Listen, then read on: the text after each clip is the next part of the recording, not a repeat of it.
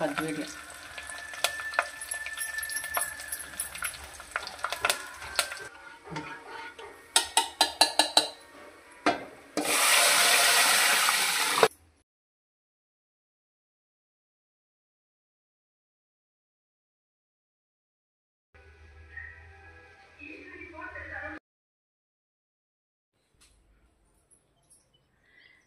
ఏం చేస్తున్నావమ్మా?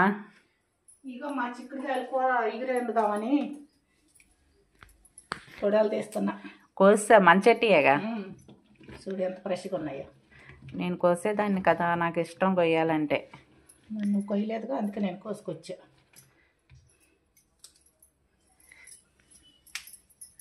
దొండకాయలు 2-3 ఉంటే అవి కూడా కోసేసావా? దొండకాయలు 4 కాయలు ఉంటే ఇవి కోసేసా. ఈ లాంగ్ బీన్స్ ఒక 4 ఉంటే ఇవి కోసేసా. ఈ చిక్కుడుకాయలు కోసుకొచ్చా. ఇప్పుడు ఇవన్నీ కలిపి ఇగురు చేసేస్తా. చింతపండు చారు పెట్టి చిక్కుడుకాయ ఇగురు ఇవ్వాల. మునగాకు తెచ్చావా? చారులోకి ఎంత ఫ్రెష్గా ఉందో చూడు. ఇది కంపల్సరీ ఫ్రెండ్స్, ఇది లేకుండా మా ఇంట్లో చారు ఉండదు. ఇగో అమ్మ అన్నీ ఇలా కాళ్ళు తీసేసి చక్కగా ముక్కలు గిల్లుకున్నాం. బారకాయలు కదా, చక్కగా ఇలా ముక్కలు గిల్లుకున్నాం. ఎంత ఫ్రెష్గా ఉన్నాయో చూడు. ఇవి ఇప్పుడు ఒక ఉడుకు ఉడకబెట్టి తాలింపు వేసుకుందాం. చారుకేమో ఈ మునగాకు దోస్తా. శుభ్రంగా కడిగాను. చారులోకి మునగాకు దూసేద్దాం.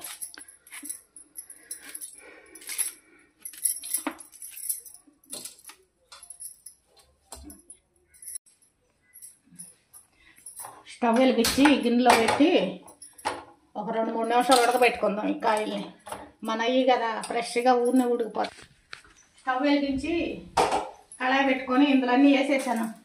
తాలింపు గింజలు, ఎండుమిరకాయ, కరివేపాకు, పచ్చిమిరకాయ, ఉల్లిపాయ అన్నీ వేసేసి పెట్టేసి ఆయిల్ వేసుకుందాం ఒక 2 స్పూన్లు.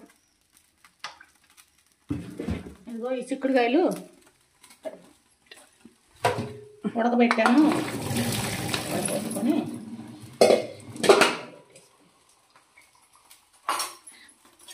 ఈ పోపు వేసిపోతే ఇందులో వేసేసేద్దాం.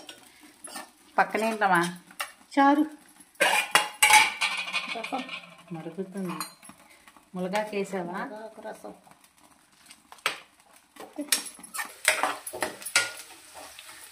పోపు వేగిపోయింది. చిక్కుడుకాయలు వేసేసుకుందాం.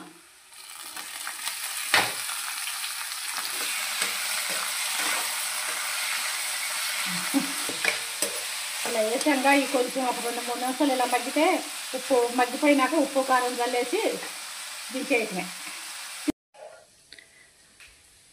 అయిపోయిందమ్మా కూర? అయిపోయిందమ్మా, వేగిపోయింది. ఒక 5 నిమిషాల తర్వాత ఉప్పు పసుపు వేసేసాను ఇందాక. ఇదిగో కొంచెం కారం వేసేసి దింపేయడమే.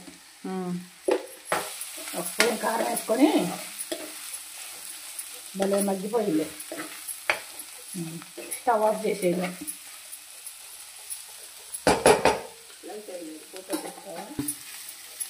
అయిపోయిందా? ఈరోజు దొండకాయ ఫ్రై, మునగాకు చారు.